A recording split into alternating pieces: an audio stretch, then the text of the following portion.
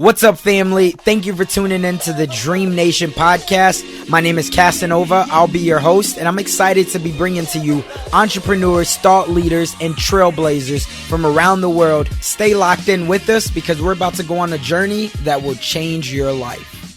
So what's up, Dream Nation? Today is the day. We have the man, the myth, the legend, somebody who I've been super inspired by, and I'm amazed that we got to get him on the show today, Mr. Dan Fleshman. Dan, you want to go ahead and say what's up to Dream Nation? Hello. How's it going, everybody? It's going great, man. So I always like to start off to give people, for the people who don't already know you, I like to get a little bit of insight into your mind. But I want to ask you, first off, before being the youngest founder of a publicly traded company, before being featured in all different types of publications, before, selling 15 million in your first year and putting on big conferences, tell me, if you can go back to when you were just a kid, give us the brief on who is Dan Fleshman.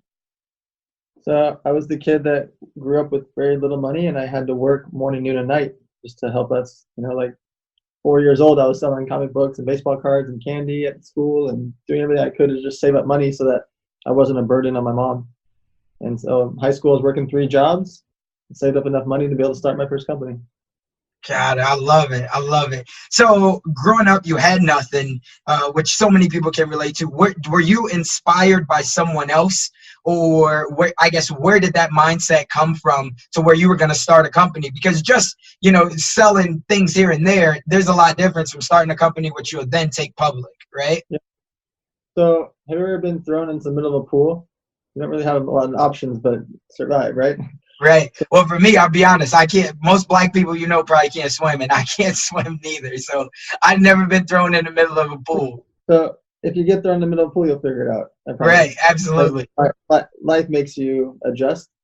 And so I had to do it. I didn't have a choice, and I still have that same attitude. I still work morning, noon, and night as if I don't have anything, as if I'm in the middle of that pool.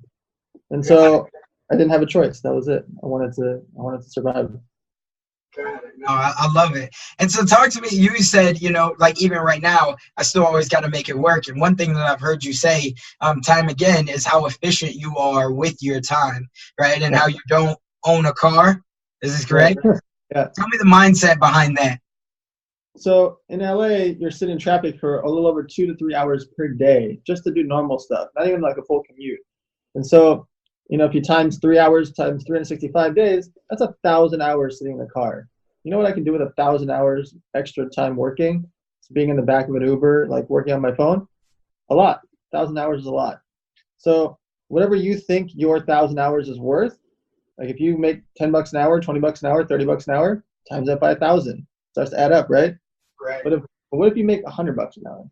What if you make $200 an hour? What if what you do creates real business? Like, what if you run your own company, or you own your own restaurant, or you do you just times that by 1,000, you start to realize, damn, like if I had an extra 1,000 hours, what could I do? And a lot of people start to realize like being in traffic in LA is tough. So it's safer, by the way, for me, because I know myself and I'm going to look at my phone while I'm driving. And so just for safety reasons, I'd rather just keep my mom, make her happy, and just not drive.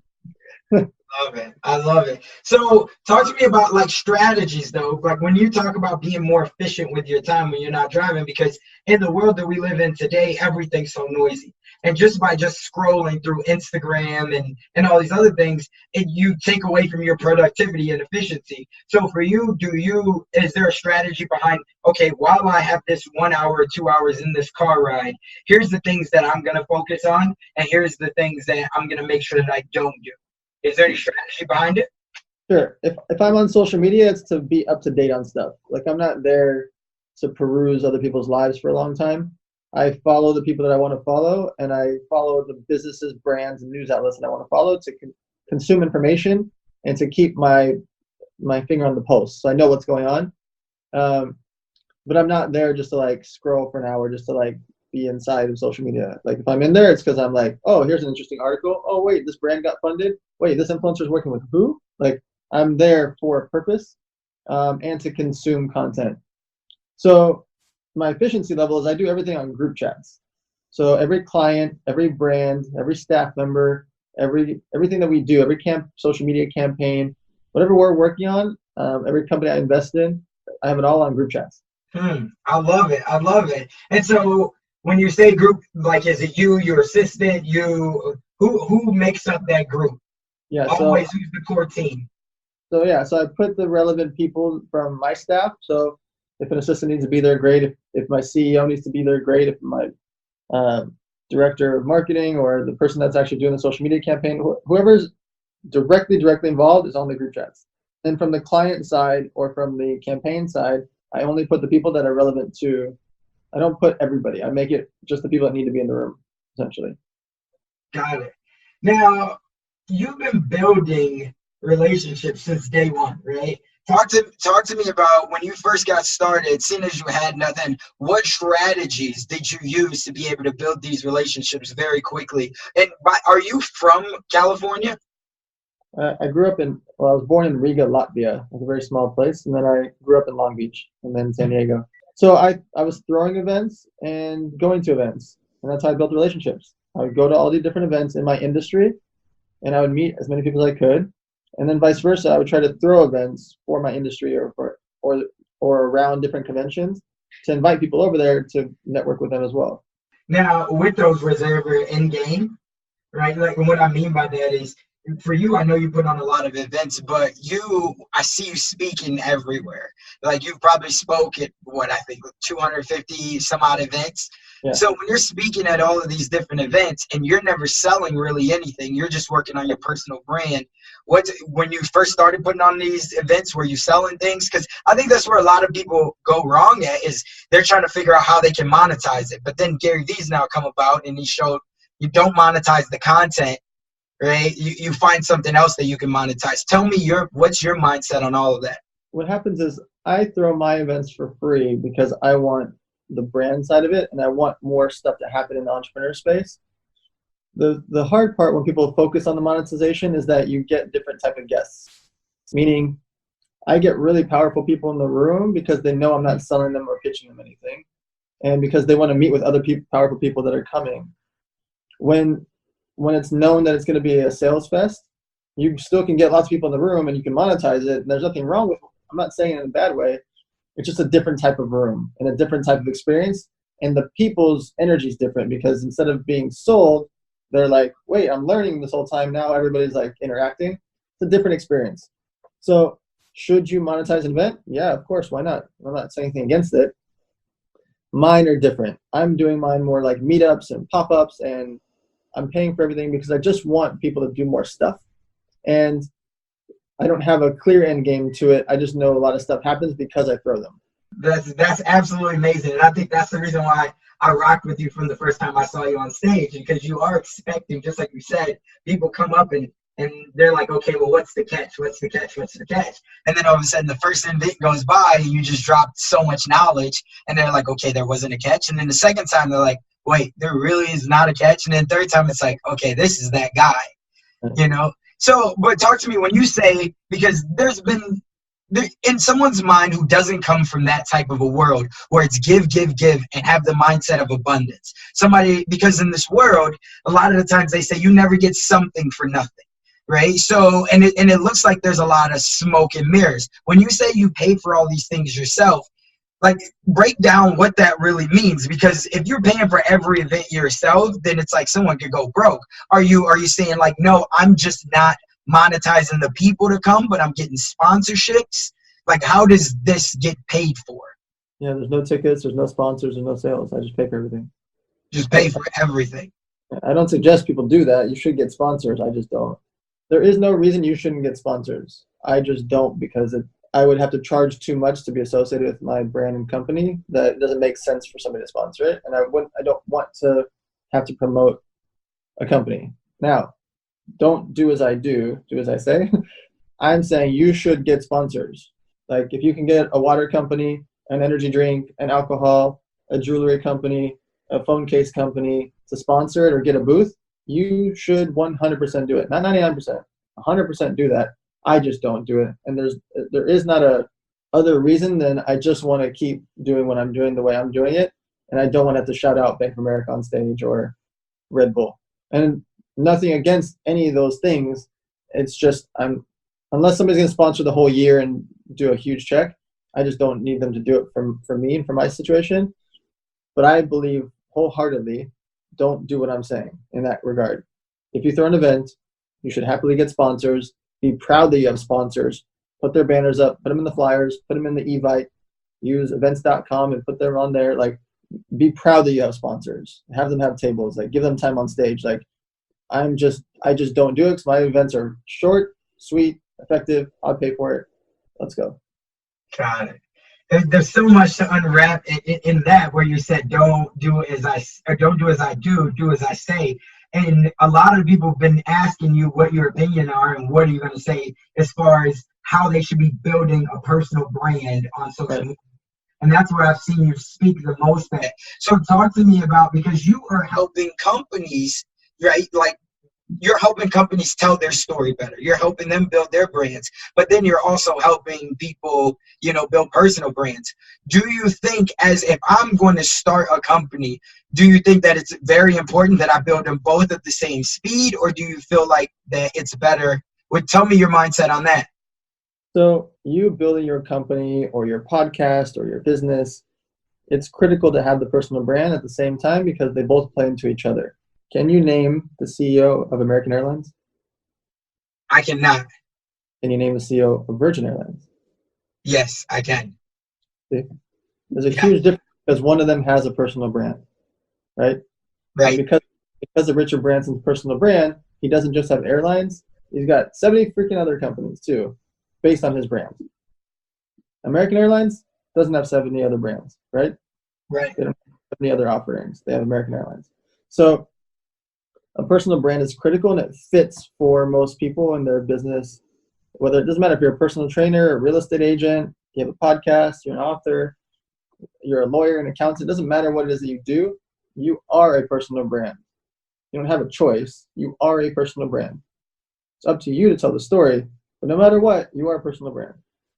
Talk to me about where should people start at? Because there's a lot of people that say, "Oh, I'm not good with video. I'm not really on social media like that." How are you telling your clients that they should at least start out in one spot to be able to get some momentum going to building their personal brand in the online world? I tell them to create a social media account on every platform, but only create content for one.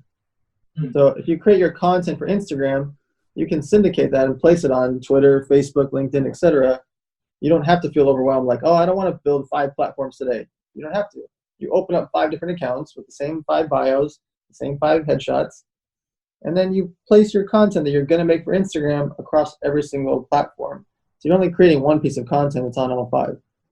Instagram, now everyone knows that that's where the wave is. Do you feel like there's an up and coming one? Because what you've been able to do essentially is be a master of trends. So you've seen it early on, and that's how I would imagine you've been able to help a lot of these companies, because you're saying, hey, here's where we need to be. And then it looks like a genius when it all works. Is there something else out there that you feel is now the new up and coming and most people just aren't recognizing it yet?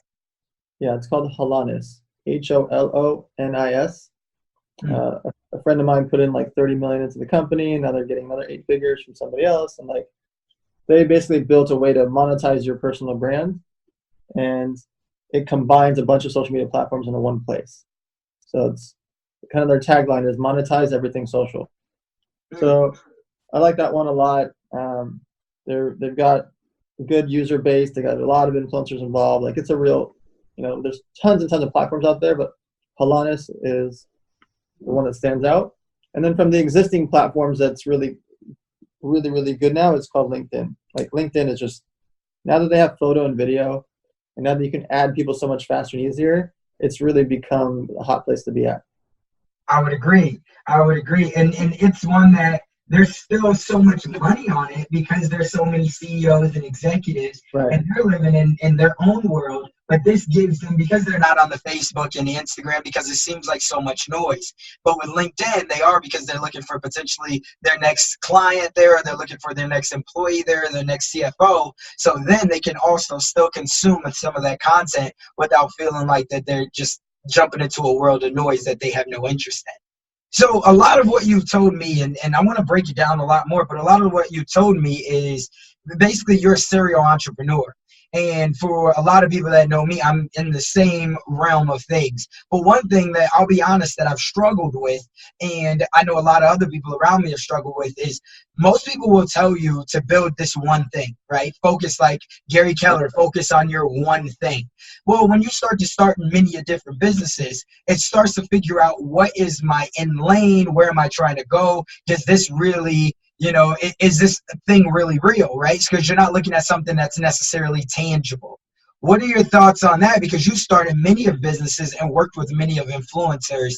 Talk to me about how you got your mind frame to be able to say that this is okay. I just need to be a businessman rather than one lane. You don't need to be just in one lane anymore, because we have access to the world and we can move at the speed of our phones. And so before, it made sense. When people first wrote those books and said those things, we didn't have high-speed internet and 4G and 60 different platforms and apps. It made sense when people said that, because they had a job that they drove to and they had nothing to do in between, right? Now, having social media, having a bunch of apps, having free access to WordPress, ClickFunnels, Shopify, e-commerce, social media, this, that, Google, like you don't need to just do one thing, because the other thing you do, or the third thing that you do, or your hobby or side hustle, you can do that at 9 o'clock at night for 2 hours. And that's, like I said, 700 hours to 1,000 hours a year. You can do your side hustle from your phone after hours. I'm not saying, I don't want anybody to quit their job. I hate when I hear some of the most famous people say, oh, quit your job, go do the, no, why? I can do my side business for 4 or 5 hours a day. That's 2,000 hours a year. I don't need to quit my job. I want entrepreneurs to have a paycheck, because what entrepreneurs don't get is, let's say today you're like, Dan, I want you to invest in podcastmics.com. And I'm like, okay, cool. Here's $100,000, right? And you and the DreamNation come up with DreamNation podcast mics. Okay. If you go out and do $544,000 in revenue the first year, that sounds amazing. And I'm really happy, right? Right. You personally didn't make a penny. You know why? If you do $544,000 in sales and you crush it, and I'm ecstatic, you don't make a penny. You got to pay for your office, your shipping, your invoicing, your inventory, your lawyers, your accountant, your corporation, your staff, your events, your conventions, all these things. You have this thing called taxes, so there's 200 grand out the door. Insurance, liabilities, returns, and the retailers don't pay you for 60 to 90 days, so you're floating money on top of that. Do you notice when I just said 20 different things, I never mentioned you yet? Right. You're the CEO, but you're dead last to get paid. So even when you crush it, you go do $500,000, you still don't make money. And so entrepreneurs don't get that. They think that, oh my God, I did $500,000 my first year. That means you're broke. As an investor, I love you. You've scaled the business. There's a much better valuation. It's a real thing. I'm proud of you. I can probably get you more money, not for you personally, but to scale the business. But in the meantime, if you were bartending at nighttime and you were making $3 grand a month on the side, life would be a lot different, right? You wouldn't. Absolutely. So I always tell entrepreneurs, you've got to have income. You need the gas for your car. Now, there's a lot of people though that are out there and they say, listen, if I'm working at just my 9 to 5 and then I have this side hustle, I'm not able to give it everything I need to really get it off the ground. Right. So that's why a lot of people, myself included, I remember for me, I was one who I jumped all in. And I'm not saying that this is right for everyone, but I felt like it either had to work or it had to work. Right. And so I jumped all in. But for some people, when they have that rope, they'll always hang on. So how do you decipher between having that rope? Because if you have something else to fall back on, it's the way that your business won't really thrive like you want it to. Or are you saying like, no, there's another way around that? Yeah, you have too many hours and you have the weekends and you have your phone in your hand. And I promise you, when you're at your 9 to 5, you're still on your phone. Like I just don't buy it anymore. If you would have said this to me in 2012, yeah, I get it. But it's just so you want to do a clothing line on the side, or you want to be a personal trainer on the side, or you want to sell custom jewelry or custom kicks on the side. Like, come on, you can't do that from 6 p.m. to 10 p.m. You can't spend Saturdays and Sundays. You have all day Saturday and Sunday. Like, I know it because I live it. I don't say it like a lot of people like, oh, you don't need money, and some billionaire saying that. No, I'm saying I live it. Like, I still have side hustles because it's fun. I like the game. You know what I mean? Like, I know I can do stuff on the side, and I know I can do this and that. And I know anybody that's working at a real estate office can still make custom shoes at nighttime. Absolutely. Do you tell clients, family, friends, should I go after, if the question's posed to you, should I go after my purpose, or I guess my passion, or should I go after my profit? What do you say? You have to have profit to afford your passion. You have to have money to afford this stuff. You don't need to be a millionaire to afford your stuff, but you got to have your overhead and backup money to be able to afford. I have some people that come in here. I just had a meeting a second ago. Somebody that wants to start a charity, but also needs a job. Like, you can't, remember the famous Jay-Z line? He went out and got rich so he could come back and help everybody. Like, you have to, because otherwise we're all just doggy paddling together. You can't pull me out of the pool if you're in the pool with me. You know what I mean? And so, like, you have to have profit to be able to do that. You have a long life. Like, you can do a lot of stuff 3 years from now once you've got the money to do it. And a lot of times people are like, no, I want to save the manatees, but you can't afford to feed a manatee. Like, you've got to put in, if you go out, I'm not saying it's all about the money part, but you have to get right. You have to make sure that your stress is out of the way and your overhead is covered and your world is covered before you can go start feeding people in Somalia and saving the manatees. Like, I love all that stuff. That's my passion. But I didn't start my charity till 7 years ago, right? I threw charity events for everybody else all my 20s. I didn't start my charity till I was 30.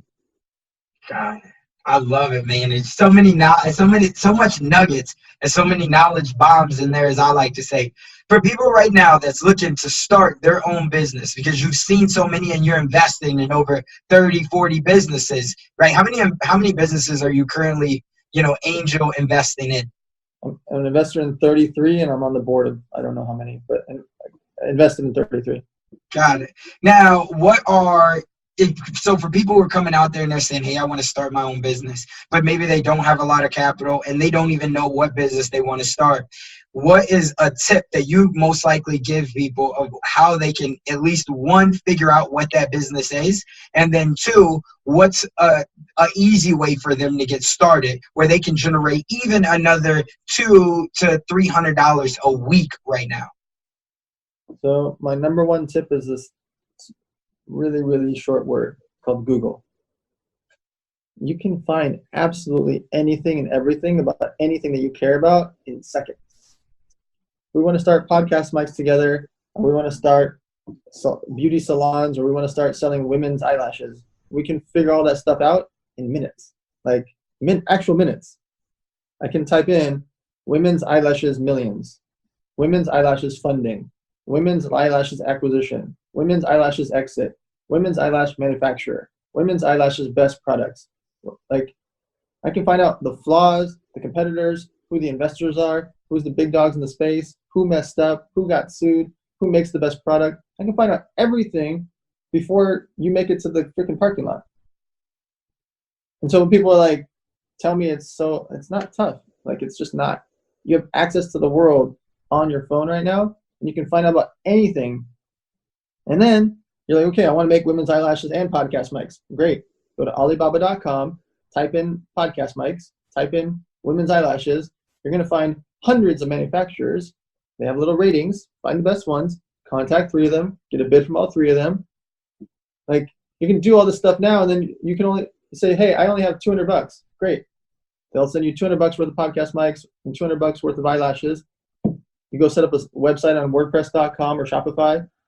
You're off to the races with a couple $100. Like, it's just, we're 2012. This is a whole different discussion. We're not there anymore. We're in a place where you can start in the middle of Alabama with a couple $100 today from your phone. You just got to be willing to put a little bit of sweat equity in. I prefer if you put a lot of sweat equity in. Well, absolutely. I love it. So talk to me, like, tell me this, because you've built a lot of relationships. And I mean, I've seen you on stages with Cole Hatter. I've seen you on stages, Vince Reed, Billie Jean, all these people. Talk to me about when you first got into this world of internet marketing. Who was like the first person that was like, because you were doing this in the offline world and you were throwing events, things like that. Who was that first person that inspired you for the business for you to really take it online and just really blow this thing up like you had? I think it was just a natural evolution. I don't think there was any one person, because I was on social media so early. I just saw it. I was living it. And so I had an online poker site after the energy drink. I had an online poker site. And then I started doing a lot of social media for all the online poker players and Steve Aoki and Dan Bilzerian and poker pros and models. Everybody, it was all like part of my world. And so it was just a natural transition into social media, like 2010, 11, 12. It all kind of, I never felt one thing happen. It was all kind of one snowball. Did you have a mentor along the way that you would look back at and say, listen, you really, or she really helped? Yeah, his name was David Mizell. He was the founder of Marvel Studios. So he invented like Iron Man and the Avengers and all the movies that we love. He had sold the company to Disney around the same time for like $4 billion.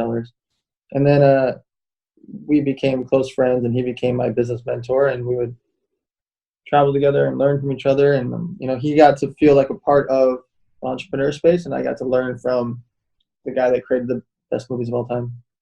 Got it. And the reason why I asked that is because I feel like, for me, this has been my first year that I've went to conferences, right? And being able to be around a like-minded environment and being able to have that osmosis and being able to connect with you on multiple occasions, that's been so big. But we both can probably agree that there's so many people that are coming up to you and they're trying to get a little bit of your time and everything else, but people don't really know how do they add value to someone like you, right? And so I would ask you that question. How did you feel like you could add value? Was it only on the entrepreneurship level, or was it just, hey, let's build a relationship first and then we'll see where it goes from there? Or were you looking for something? No, I never was looking for an ideal thing. I just looked for people that I actually would vibe with or were in a niche that I cared about. And when people say provide value, it's different. Like, I look at providing value as when you don't have something to actually physically provide. I provide experiences or ideas or things that are going on in the world. Like, or sometimes I would just send articles to people in the space. Like yesterday, Unilever invested into a big agency. So I sent it to a bunch of business people in the social media agency space that I hadn't talked to all year. It's just my excuse to reach out to them, like, hey, look at this Unilever deal. When Justin Bieber was talking shit to Tom Cruise, I sent it off to like big influencers and people in the boxing space, like managers of boxers. Like, I did it all within the first 20 minutes of when he posted, because it was before they would hear about it anyways. And it was just my excuse to reach out and like, I don't have anything to provide to a boxer or a boxing manager, but they're in my phone and I want to interact with them. So like when I see things that trigger in my head, I'll interact with certain people, like, hey bro, did you see this? Or hey girl, did you just hear about this beauty thing? Like, I'll just interact when it's like a different type of providing value. So I just want to be on the top. It's called top of mind awareness. Yeah, absolutely. And that's, again, how you've always used the word omnipresence, right? Yeah. So even you're on social media, but then even in the offline world, you're building stronger relationships by letting people know that, hey, I haven't forgot about you, and I'm not asking for anything. I just want to make sure that you're in the know. Yep. No, I love that. That's super fire. That's one whole truth in itself, and that's how we could see it. But so, through the businesses that you've all started now, tell me, what's been one of the riskiest, or I guess in your mind, one of the most challenging business or decisions? Let's say it this way. What's been one of the most challenging decisions on the front end for you, but it's turned out to be the best situation for you? So the best business maybe that you started. I always evolve with what's happening. I don't ever try to reinvent the wheel. I just try to make the wheel better, faster, stronger. So when I had the energy drink, it was just making the best tasting drink, because all the other ones taste like cough syrup. When I had the poker site, 550 sites in the market, I just want to be the coolest poker site. I started a hoverboard. It's because the other hoverboards were $1,500 and $1,800. So I made mine $700. Other people complained that it took 4 to 6 weeks for their shipping. I did same day shipping. Like I just look at, how do I make a bigger, better, faster version of the wheel? I love it. You don't need to reinvent the wheel. Just look at it. And that's something that's huge. So at all of these, you already seen that it was a proof of concept. You already seen that people were already buying these products. So it wasn't really risky in your mind. You just looked at how can I make it better? Yeah, exactly. Got it. No, that's fire in itself. And along your journey thus far, tell me, what do you think has been the best business advice specifically that you've gotten that you really still hold to you this day? Is there a quote that's on your wall at home or anything like that? Yeah, don't talk about it, be about it. Got it. Everybody talks so much, especially in Hollywood. Talk. Like, just take action. It's just so much easier nowadays to take action that when people don't take action, it's hard for me to take them seriously. What's one thing in the next 3 to 6 months that you're looking forward to? I'm doing my I have this thing called the 100 Million Mastermind Experience. I'm doing a mastermind with 22 guys and girls that all have companies doing over 100 million, and I'm teaching a bunch of people through that. So I'm excited about that. So I'd imagine nobody can just opt in for it. Like that's personal invite only. Yeah, so that's a super expensive annual event. But then I'm doing one where anybody can join for like $100 a month and just listen and do a weekly call with all of these guys that do over 100 million. Got it. And so that kind of transitions right into Elevator Studios. And Elevator Studios is another company. Tell us a little bit more about Elevator Studios. Yeah, so we spend around $60 million to influencers to pay for product posts and brand posts. We don't take in any clients because we're just really scaling the clients that we have the last 5-6 years.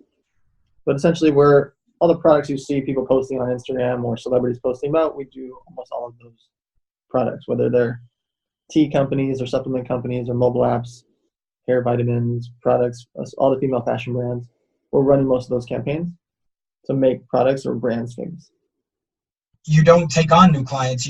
How did you get those first couple clients in the beginning? Was it already relationships that you had, or when you developed this concept, how did you figure out who were the people that did you go after the top people in each space and you said we want to work with them?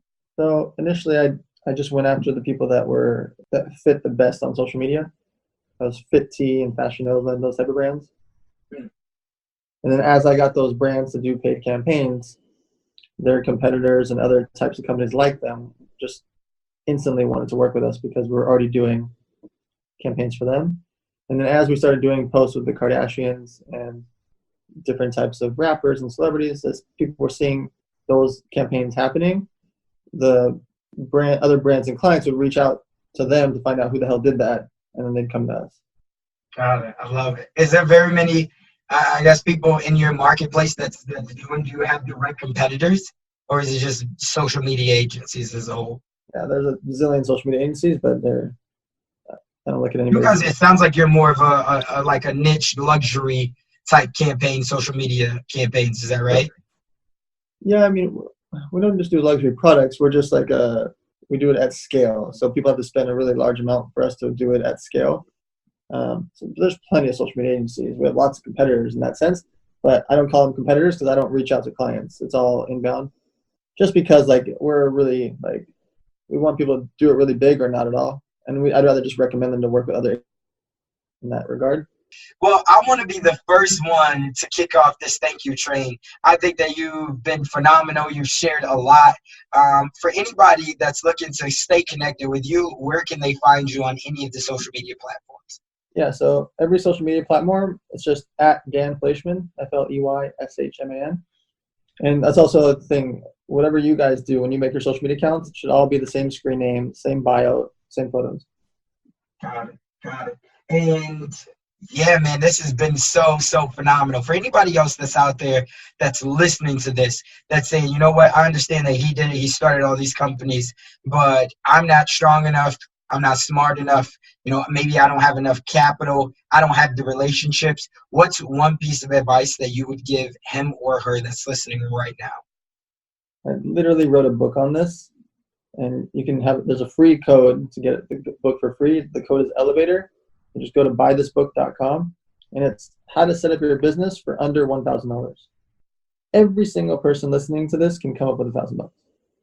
All of them, 100%, not 99%. 100% of them can figure it out. They can figure out how to buy Jordans. They can figure out how to get $1,000, right? Right. You know how to get an Xbox. They can get $1,000. So whoever is listening to this can start a company or a side hustle with even just a few $100s. Got it. I love it. I love it. Well, until next time, we'll definitely have you on the show again. It's been a lot of fun. And yeah, man, thank you. We really appreciate your time. Sounds good. Thank you, guys. That's the episode for today. Let me know if you got any value out of this, if you liked anything about it. Reach out to me on Instagram or Twitter, or any of the social media networks. And of course, leave me a review, iTunes, Stitcher, SoundCloud, wherever you're hearing this at. I would love to have a review to show, what you're getting out of this. Is there anything that I could do better? Is there any way that I can add more value to you? So hopefully you all take some action today. That's my show. I love you all. Be great. But remember, we must take action.